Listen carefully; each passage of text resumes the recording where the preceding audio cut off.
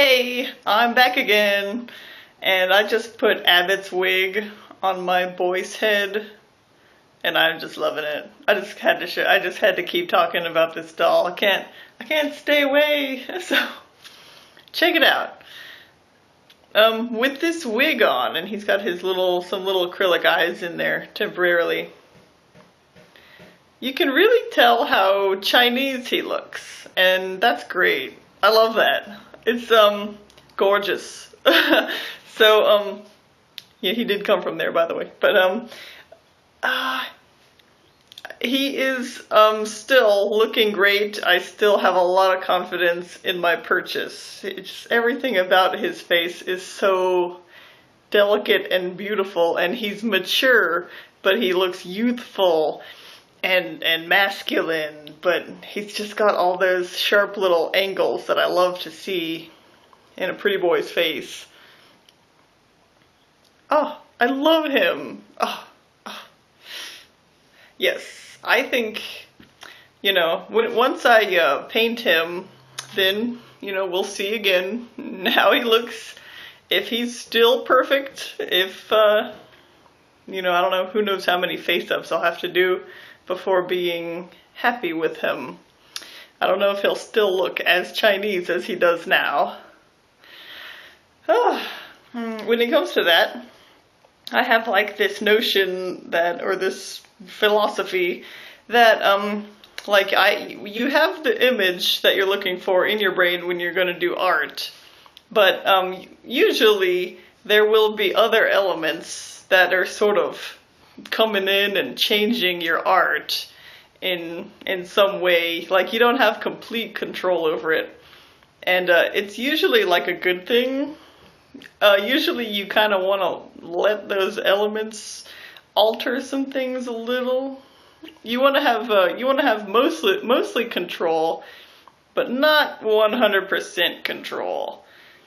So for this guy to look a little bit Asian is a good thing. I think it will improve the image a little bit. And he's already looking gorgeous, and he is looking like the character right now, and I love it. I'm so excited, guys. I'm so excited. He might be my favorite doll. Move over, Abbott. I love Abbott though, by the way, but I'll never stop loving him. What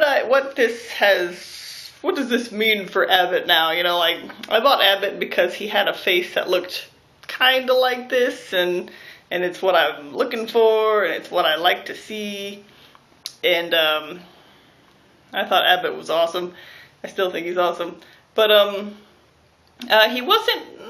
I did believe I could use him as an art model too for this character if I had to. So far I haven't had to. I haven't really. Well, I used him a little, yeah, and he was helpful, and he's good, but he's not like bang on 100%. Yeah, you know what I mean. So what me buying Boyce has done for Abbott, it has freed him. I was holding back when doing Abbott's face up a little bit. I didn't want to do a 5 o'clock shadow on his face because I knew that he would probably be like posing for like elf characters, and I don't believe elves can grow beards. I'm one of those people. Most people think that. I think that too. And so I completely left stuff like that out. I did go back and give him some sideburns later, and because I figured if I'm painting him as an elf or something, it's easy to not paint the sideburns. That's something that you can easily avoid. Whereas doing a 5 o'clock shadow, like a little blue or something in there, might confuse me a little bit with all the lighting and the trying to get it right. So I didn't have complete 100% freedom to let Abbott go and be the character that he is. And I'm not sure quite yet what character he is. I'm gonna try to find that out soon. Hopefully this year. And maybe upgrade his outfit a little bit. But now I can go back and redo Abbott's face, and I can give him that 5 o'clock shadow, or whatever it is I want to give him. He'll have his sideburns back again, and he can just be himself. He can be whoever Abbott is. And this guy will fill the art model thing role that I want to do. So for him, he's not going to have any sort of 5 o'clock shadow action going on. He's just he's going to be like this. God, he's gorgeous. Sorry guys, I just can't stop staring at this doll. I don't even know if Abbott's going to get his wig back. Alright, now this is Abbott's Monique wig, and what this also makes me wonder is, should I bother doing an alpaca wig?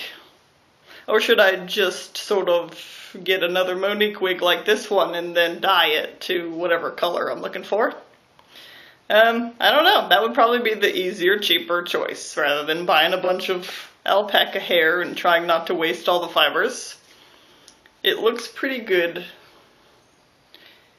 It looks like it could be the ideal hair. So maybe this is what I'll do because it looks great. Love it. Love the way it hangs. I love Monique hair, guys. I love it. Love Monique. So the next step. There's a lot of stuff I got to do now that I have this head. I need to figure out how I'm going to dye a Monique wig. And I actually saw somebody do a tutorial online, and I thank you for that. I'll probably make a video documenting my wig dyeing adventures, and I'll probably give the person I learned the technique from the credit. So I'll give you your proper credit when we do it.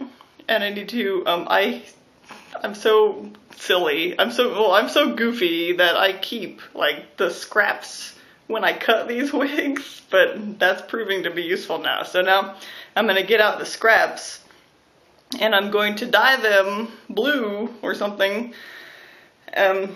And as I'm figuring out how to get to the perfect blue shade, I will use the different colored scraps like this one and figure out basically by dyeing the little wefts which color wig I should buy in order to get my perfect blue color.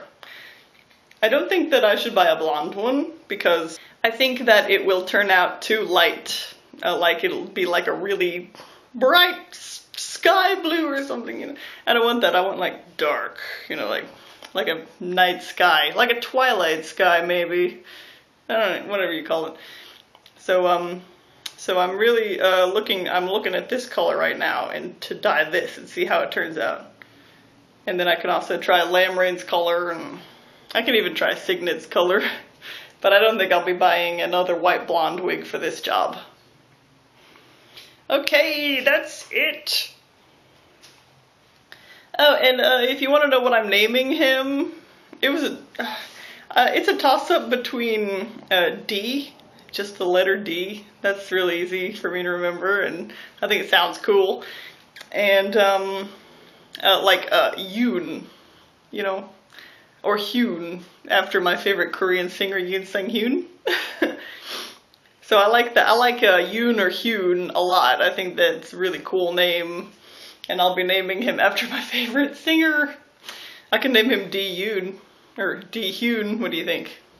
I don't know, let me know your thoughts. I'll probably just call him D as like a easy way to remember. I think he looks like one too anyway. Boy, he is pretty. Look at that nose, guys. He is really delicately sculpted. Oh, I'm sorry if I just sound really random right now. I've noticed earlier, as I was setting up for this video, his nostrils are really deep. I don't know if that's good or bad. It might be hard to clean if you stick your paintbrush up there like that. But he has some really beautiful, delicate features. And his eyelids are a little bit thin. That worries me a little, so they're a little thin. So please try not to, like, drop your doll head or anything like that. Obviously, you don't want to do that anyway. But it's really thin, so maybe if you're working with glass eyes or something, be very gentle when you're putting his eyes in. Because see how thin that is? I love his cheekbones. His cheekbones are perfect too, and his chin's perfect, and everything. His jaw is perfect. His eyes are perfect. Pretty much they're soft. I like soft eyes. He's perfect. Ah! I'm so happy. You guys caught me on a really happy day. Yay. He and I are going to be good friends. I'm going to make a stand as fast as I can. So I don't know how fast I can build this thing. I might have to go buy some parts. And then I'm going to have him like on the stand, and I'm going to have him sitting on my coffee table like most of the time, so I can just sort of stare at him and just generate ideas or generate inspiration, whatever you call it. So I can just look at him and ponder a lot. So that's what he and I will be doing until he gets his body. Because he's so cute. I think I'm going to be buying that body now. I gotta save my money. Yay! Alright. Who stole my sandwich, guys?